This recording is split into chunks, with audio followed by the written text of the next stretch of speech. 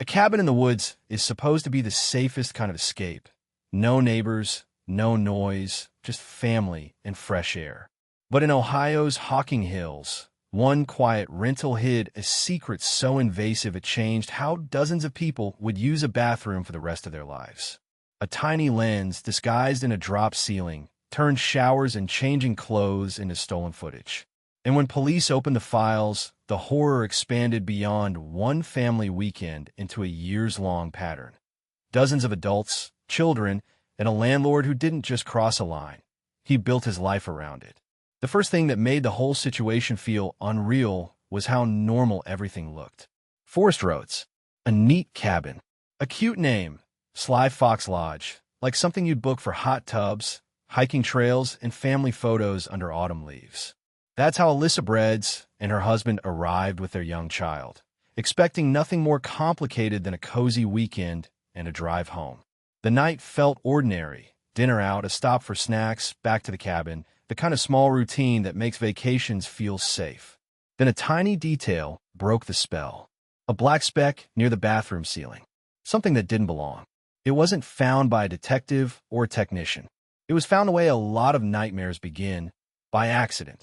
A husband stepping into the bathroom, noticing something off, reaching up, then holding a device that suddenly made the room feel contaminated. The couple did what anyone might do in that moment. They questioned themselves. Are we overreacting? Is it just a sensor? Some weird gadget? But the fear kept sharpening because the device didn't just look suspicious. It looked intentional. A little lens. A small nano-style camera. A blinking light. Wires tucked into a ceiling space like a secret path. When deputies arrived, the atmosphere changed from anxious to heavy.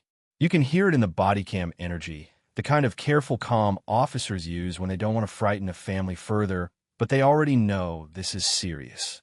The bathroom wasn't just a room anymore. It became a scene.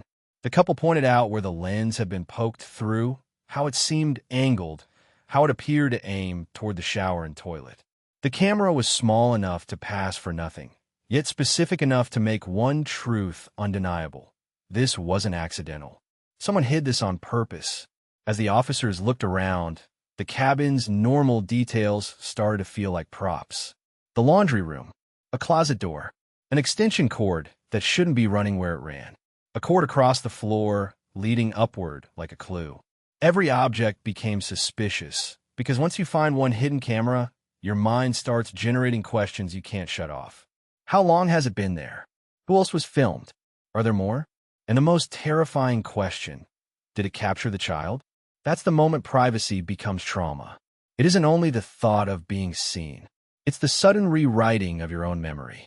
Every shower you took becomes a violation. Every moment you change clothes becomes a theft. You can't go backward and unlive it. You can't unstand in that bathroom. You can't erase the idea of a stranger watching. And you can't easily trust a space again. Not a rental, not a hotel, sometimes not even your own home. Because the fear doesn't remain in the cabin. It follows you out the door. The deputy's questions sounded simple. Who used the bathroom? When? How often? But the answers carry a punch. Yes, the adults had used it. Yes, the child had used it too. In a few sentences, a weekend getaway turned into a possible case involving a minor. And that detail doesn't just change emotions. It changes consequences. It changes what investigators can charge. It changes how the court will view harm. It changes the scale of what this is. Not a creepy prank, not curiosity, but the deliberate recording of human vulnerability. The cabin didn't feel like a vacation rental anymore. It felt like a trap designed to look like comfort. Once the first camera was confirmed, the investigation had to answer a grim possibility. If a device is hidden this well, it probably isn't the only one, or the only time it's been done. Officers talked about bringing in a detector, sweeping for more devices, treating the house like it might be wired. Yet even before the full search warrant process, the story began pointing toward one person, the property owner. And when investigators tied the device back to him, the case stopped being a "we found something strange" call and became what it truly was, an invasion with a suspected architect. The suspect's name was Jason Danielyard, 39 years old. Publicly, he wasn't famous. He didn't have a flashy persona attached to the rental. That's part of what makes cases like this so disturbing. Predators don't always look like villains. They look like anyone. They sign paperwork. They accept bookings. They smile on messages. They own a cabin and let families sleep inside it. The danger isn't a stranger in the woods. It's the person who holds the keys. Investigators began reconstructing how it was done. A pinhole-style camera concealed in a drop ceiling track. Motion activation. Footage stored on micro SD cards. Wires routed in a way that blended into normal cabin clutter. It's not the kind of setup you stumble into. It's the kind you plan, test, adjust, and maintain. And that's the part that turns skin cold. This required repeated intention. Not one bad impulse, but a routine. As evidence grew, so did the victim count. The files, according to reports, captured numerous guests using the bathroom. The recordings weren't vague silhouettes. They were real people. Real bodies. Real families. Some clips reportedly included intimate moments, an especially cruel type of humiliation because it weaponizes trust. A bathroom is where people are least guarded, where they're children again, where they don't perform, where they think no one is looking. Turning that into content is an act of control. It says, your body belongs to my gaze. The investigation also included what many modern cases rely on, purchase trails. Investigators tied spy gadgets to accounts, emails, IP addresses, networks, details that don't feel dramatic but become devastating in court. Wi-Fi cameras, SD cards, devices built specifically for secrecy. When you stack those purchases over time, it doesn't read like curiosity, it reads like inventory, like a toolkit. The cabin itself became a kind of silent witness. Officers noted outdoor cameras too, one near the hot tub, another by the front door. Outdoor cameras aren't unusual. Plenty of rentals use them for security. But once a bathroom camera exists, everything else becomes suspect. The line between security and surveillance collapses because the owner proved he was willing to cross it. Even if outdoor cameras were legal, the emotional effect was the same. Guests felt watched, measured, studied. Like the woods weren't the only thing surrounding them. Someone's eyes were too. And that's how the psychological impact expands beyond direct victims. People who never stayed there begin checking hotel smoke detectors, scanning alarm clocks, staring at ceiling vents, Googling hidden camera detector at midnight. One case changes 1,000 behaviors. A crime like this doesn't end when the camera is unplugged. It ends when trust can be rebuilt. And that takes far longer than any weekend reservation. What happened next was inevitable. With enough evidence, the case moved from investigation to prosecution. And while the public often focuses on what sentence did he get, the deeper question is more uncomfortable. Why did he feel entitled to do this for years? The answer isn't complicated. It's the same engine behind many privacy crimes. Power, secrecy, repetition, and the thrill of thinking you'll never be caught. Predators rely on silence. They rely on victims never noticing the speck on the ceiling. Alyssa's family did notice, and that one glance upward pulled a whole hidden system into the light. The legal aftermath didn't feel like instant justice. It felt like slow, grinding reality. Warrants, forensic reviews, victim identification, chains of custody, investigators combing through files that no human should have to watch, each clip another life interrupted by a stranger's obsession. And as details solidified, the scale became harder to ignore. Dozens of victims, including children. Numbers that weren't abstract once you imagine what they represent. Families that booked a cabin to make memories and instead became evidence. When the case reached court, the language became colder. Charges, plea deals, sentencing recommendations. But the harm underneath, it was intensely personal. The victims weren't voyeurism counts. There were people whose private moments were stolen, stored, and potentially rewatched. The fear isn't just being recorded once. It's the idea of being replayed forever. Yard reportedly accepted a plea deal, but the details mattered. He did not plead guilty to every serious charge the public expected, particularly those involving minors. That distinction is important because it reveals how these cases often play out. Defendants try to shrink responsibility, to turn a systematic violation into a mistake, to frame intent as vague. Curiosity. Novelty. I'm a good person who made a terrible mistake. Those phrases show up again and again in courtrooms because they're designed to do one thing: soften the story. But judges aren't always willing to accept softened stories when the evidence is hard. In this case, the court imposed a significant prison sentence, reported as 6 to 9 years, along with a requirement to register as a sex offender for 25 years. The judge explicitly rejected a lighter recommendation, emphasizing the seriousness and the long-term chilling effect on victims. That phrase, chilling effect, captures something many people underestimate. The crime doesn't stop at the moment of recording. It reshapes how victims live. In victim impact statements, that reshaping becomes painfully clear. Alyssa described how the footage captured her, her husband, and their child while changing clothes and using the restroom. She described the sickening thought of a stranger secretly watching, the way it changed how they enter bathrooms now, checking corners, scanning devices, wondering if someone is watching again. That's not paranoia. That's conditioned survival after violation.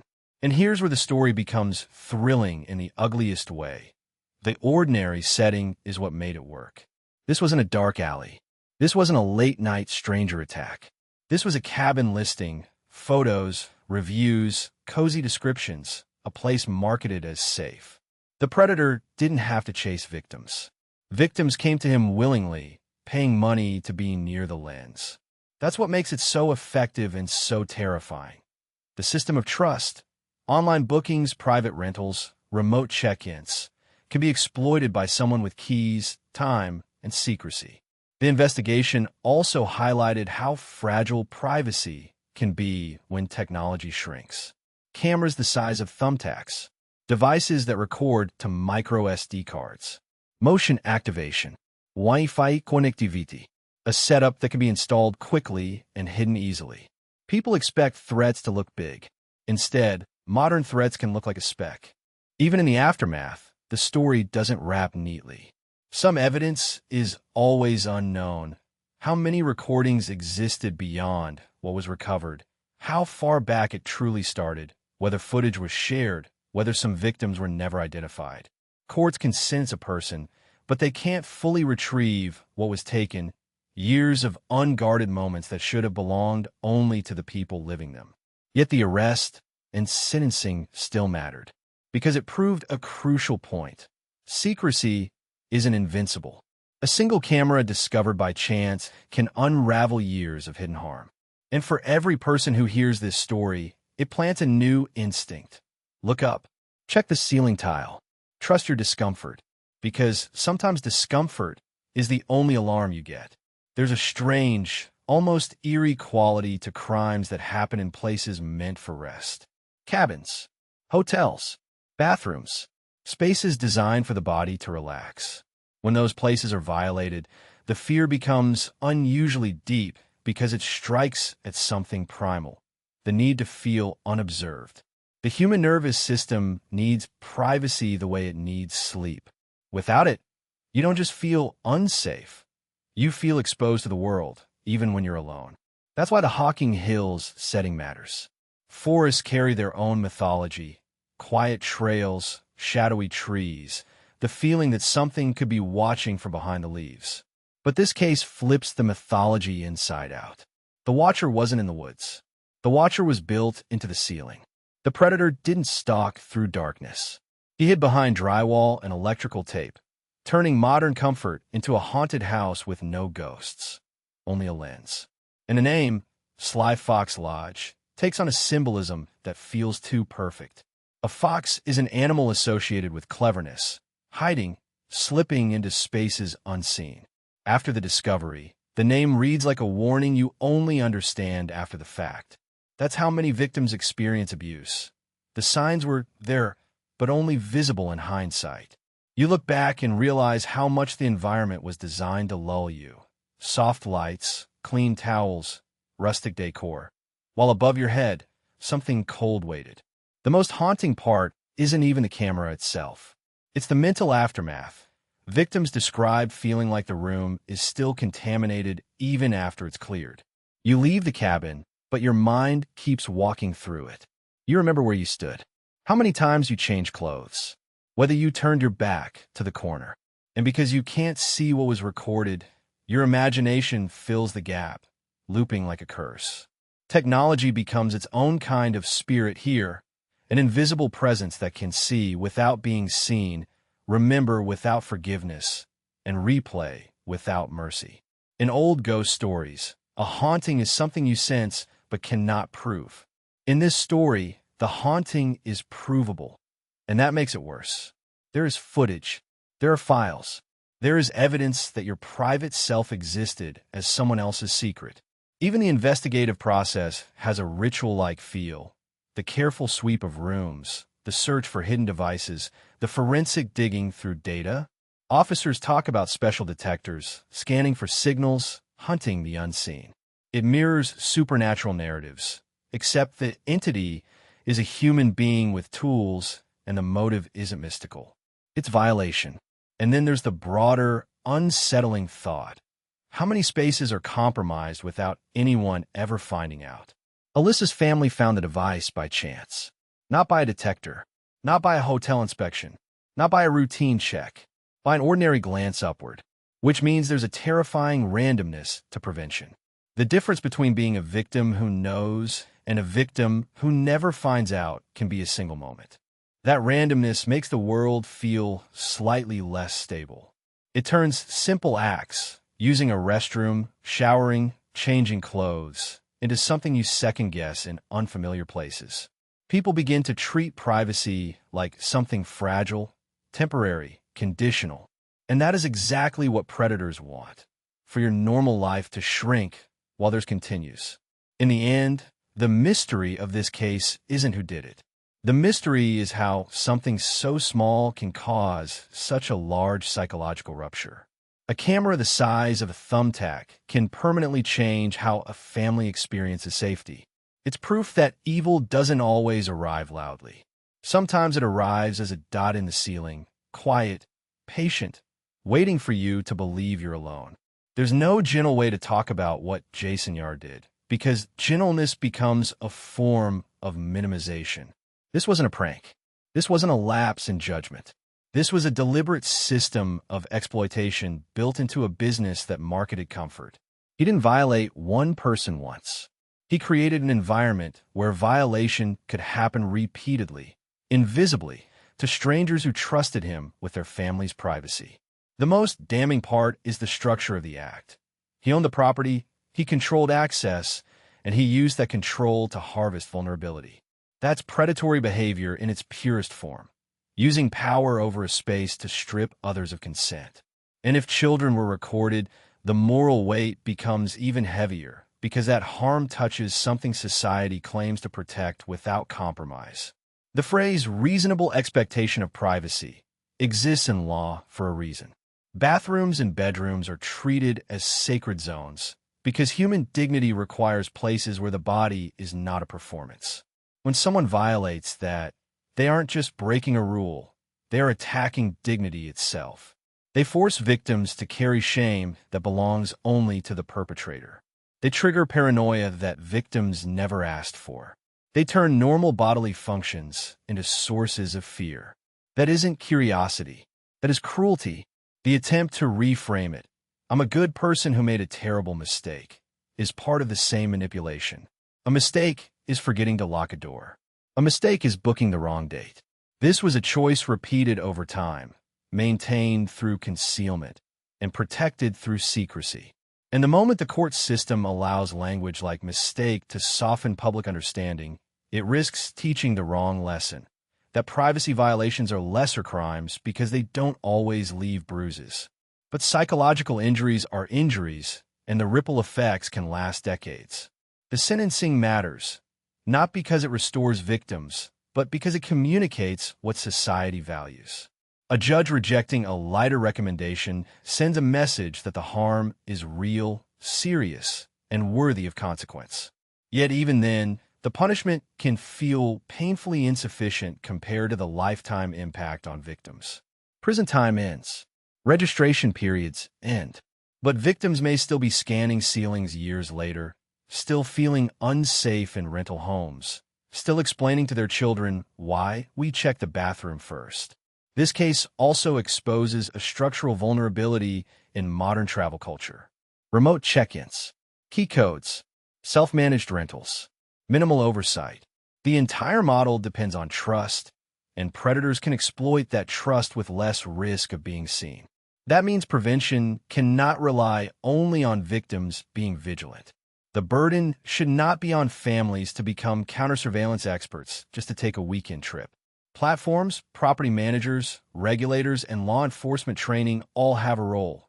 Clear disclosure rules, routine inspections, rapid reporting pathways, harsher penalties when minors are involved, and stronger victim support once a case surfaces.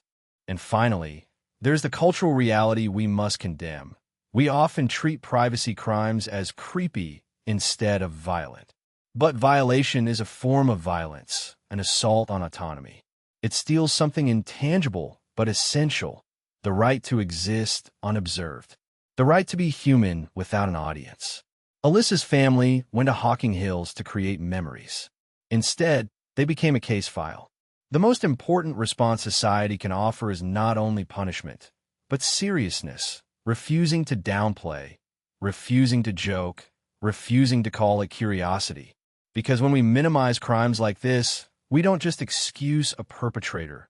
We abandon the next victim before they even arrive. The camera was tiny. The damage wasn't. A hidden lens turned an ordinary cabin into a crime scene and a family vacation into lifelong suspicion. Justice can sentence a man, but it can't return stolen privacy.